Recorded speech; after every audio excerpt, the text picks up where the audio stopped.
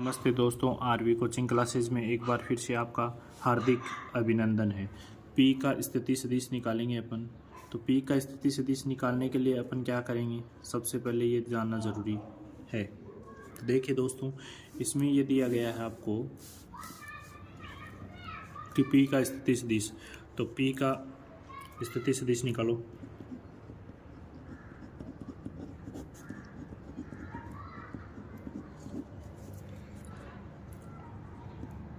ओ से P vector. तो इसको मैं क्या लिख सकता हूँ, 2i plus 3j plus 4k लिख सकता हूँ। अब इसी प्रकार बी की स्थिति सदिश क्यू है ना, क्यू का स्थिति सदिश ले लो। क्यू का स्थिति सदिश, क्यू का स्थिति सदिश क्या है, ओक्यू वेक्टर। ओक्यू वेक्टर क्या आ जाएगा, 4i plus j minus 2k ये आ जाएगा। अब देखिए दोस्तों, हम जानते हैं कि दो बिंदुओं के मध्य की दूरी निकालनी है, मिलाने वाले मध्य बिंदुओं की क्या निकालनी है आपको, दूरी। तो हम क्या लिख सकते हैं, ये लिख सकते हैं ना, मध्य बिंदु ओ वेक्टर और OQ वेक्टर को मिलाने वाले सदिश का मध्य बिंदु निकालना है। अब मध्य बिंदु के लिए क्या करते हैं अपन, OP vector plus OQ vector में किसका भाग दे देंगे, 2 का। तो अपने पास OP वेक्टर क्या है, 2ij plus 3jk plus 4k। फिर प्लस में क्या है, OQ वेक्टर क्या है, 4i plus jk minus 2k। इसके बट्टा में किसका भाग दे देंगे अपन, 2 का भाग देंगे। अब 2 का भाग देंगे तो देखो ये i में ऐड होगा, तो क्या लिख दूंगा मैं, 2 plus 4i plus 3 plus 1j plus 4 minus 2k बटा 2। अब इसको क्या लिख सकता हूँ मैं, 6i plus 4j plus 2k बटा 2। अब मैं प्रत्येक में भाग दूंगा, यानी इस 2 का प्रत्येक संख्या में भाग दूंगा, तो क्या जाएगा मेरे पास, फाइनल रिजल्ट आ जाएगा 6/2i plus 4/2j plus 2/2k। तो मेरा जो फाइनल रिजल्ट आएगा आंसर, वो ये आ जाएगा 3i plus 2j plus k। ये आंसर आ गया, दो बिंदुओं के मध्य की दूरी। इसी के साथ ये क्वेश्चन होता है कंप्लीट। दोस्तों, अगला क्वेश्चन हमें दिया गया है कि दर्शाइए ए बी सी के स्थिति सदिश क्रमशः ए वेक्टर, बी वेक्टर और सी वेक्टर दिए गए हैं। अब हमें समकोण त्रिभुज के शीर्षों का निर्माण करना है। तो अपन सबसे पहले क्या करेंगे, हम ए और बी और सी निकालेंगे। तो अपन क्या करेंगे, ए बी निकालेंगे। तो सबसे पहले हमें ए बिंदु क्या दिया हुआ है, ए बी निकालने के लिए अपन क्या करेंगे, त्रिभुज के शीर्ष निकालने हैं, हमें सोल्व कर रहे हैं अपन, त्रिभुज के शीर्ष निकालने। तो त्रिभुज के शीर्ष निकालने के लिए दोस्तों क्या करेंगे अपन,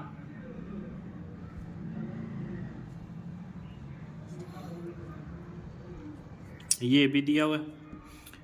इस ए बी के लिए अपन क्या करेंगे, देखो ए बी का वेक्टर हमें क्या दिया गया है, उसको ध्यान से देखिए।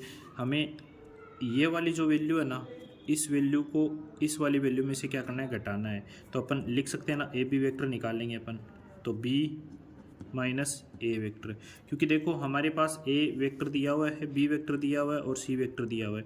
तो ए बी निकाल लेते हैं अपन डायरेक्ट। तो 2i minus j plus k में से क्या निकालोगे आप, माइनस करोगे, क्या, माइनस ए वेक्टर। ए वेक्टर क्या दिया गया है, 3i minus 4j minus 4k। अब इसको हल करोगे आप, क्या आएगा, 2 माइनस 3i प्लस क्या आएगा फिर बताइए, प्लस -1 -4 प्लस फिर क्या जाएगा जे के आ जाएगा, फिर 1 -4, ये अंदर जाते ही किसका हो जाएगा प्लस का हो जाएगा। तो देखिए अपन इसको क्या लिख सकते हैं, प्लस लिख देंगे। ये माइनस अंदर जाएगा तो ये माइनस और माइनस क्या हो जाएगा प्लस। सारी संख्या ये वाली माइनस है तो ये भी क्या हो जाएगा प्लस। ठीक है, मैं डायरेक्ट बता रहा हूँ, तो ये हो जाएगा के। देखिए दोस्तों, अब इसमें से वैल्यू क्या बचेगी अपने पास जो वैल्यू बचेगी वो -i बचेगी। इसमें से प्लस के 3 आ जाएंगे तो प्लस का 3 जे, इसमें कितने आ जाएंगे 5 के। दोस्तों आपके पास आ गया ए बी वेक्टर। अब अपन निकालते हैं ए बी का परिमाण, ये जो स्क्वायर निकालेंगे। ए बी का क्या निकाल लेते हैं अपन, स्क्वायर निकाल लेते हैं ताकि अपने पास क्या आ जाए शीर्ष आ जाए। तो अपन क्या ए बी का जो परिणाम है वो निकाल लेते हैं। तो क्या आएगा -1 का स्क्वायर प्लस 3 का स्क्वायर प्लस 5 का स्क्वायर, करो स्क्वायर तो वैल्यू क्या आएगी अपने पास 1 + 9 + 25। तो फाइनल जो रिजल्ट आएगा अपना वो आ जाएगा 35। क्या आ जाएगा 35। तो ये वाली वैल्यू आ गई अपने पास ए बी का स्क्वायर आ गया। अब अपन देखेंगे इसका जो आगे का वेक्टर है। देखिए दोस्तों, अब इसमें आगे हमें निकालना है BC वेक्टर। क्या निकालना है, BC वेक्टर निकालना है। तो अपन BC वेक्टर निकालेंगे तो सबसे पहले हमारे पास जो क्वेश्चन में दी गई है वो वाली वैल्यू अपन लिखते हैं क्या, इसमें लिखेंगे अपन C vector -B vector, BC निकालते हैं। तो C वेक्टर अपने पास है, वो C वेक्टर अपने पास क्या दिया हुआ है, इसमें पीछे दिया हुआ है वो देखते हैं।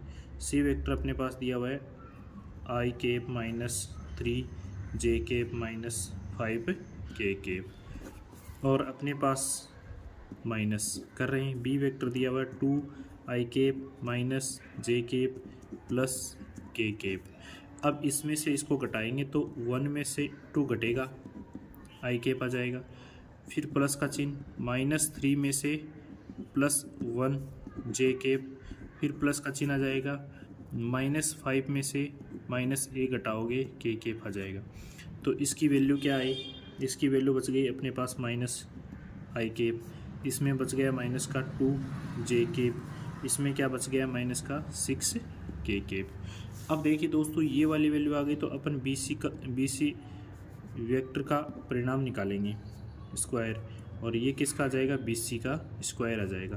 तो ये निकालने के लिए अपन क्या करेंगे, इसका स्क्वायर करेंगे, 1 का स्क्वायर प्लस -2 का स्क्वायर प्लस -6 का स्क्वायर। अब इनको ऐड करोगे आप तो वैल्यू क्या आ जाएगी 1 + 4 + 36, ये आपके पास आ जाएगा 41। क्या जाएगा 41। तो ये आ गया आपके पास BC का स्क्वायर। अब देखिए दोस्तों, अपन जो है आगे क्या निकालते हैं, CA निकालते हैं। CA वेक्टर निकालेंगे तो CA वेक्टर निकालने के लिए A vector minus C vector करेंगे। अब इसके लिए AC की वैल्यू क्या है 3i - 4 j -4 k में से क्या करोगे, C घटाओगे तो i -3 j -5 k आएगा। अब इसमें से घटाओगे तो वैल्यू क्या आ जाएगी 3 - 1 i plus -4 + 3 j plus -4 + 5 k।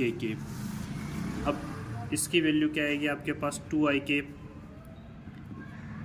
ये माइनस और ये प्लस, तो क्या आ जाएगा माइनस का 1 आएगा, -1 j, और ये भी प्लस का k, ये प्लस और ये माइनस क्या हो जाएगा -2i -j प्लस k। ये आ गया आपके पास AC। अब अपन निकालेंगे CA का स्क्वायर, परिणाम का स्क्वायर, यानी CA को स्क्वायर आ जाएगा। तो इसका परिणाम करो 2 का स्क्वायर प्लस -1 का स्क्वायर प्लस 1 का स्क्वायर, क्या आ जाएगा 4 + 1 + 1 बराबर क्या जाएगा 6, क्या जाएगा 6। तो अब आपके पास इसकी वैल्यू आ गई 6।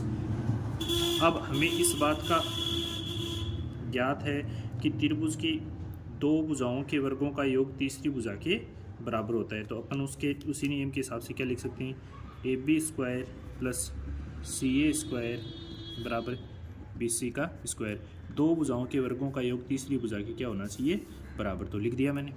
अब AB क्या है, AB अपने पास क्या आया था पीछे, AB की वैल्यू क्या आई थी 35, क्या आई थी 35 प्लस CA क्या आई अपने पास 6 और BC कितने आए हैं अपने पास 41, कितना आया 41। तो लेफ्ट हैंड साइड और राइट हैंड साइड क्या है, इक्वल। तो अपन कह सकते हैं ना कि ये एक समकोण त्रिभुज है। अतः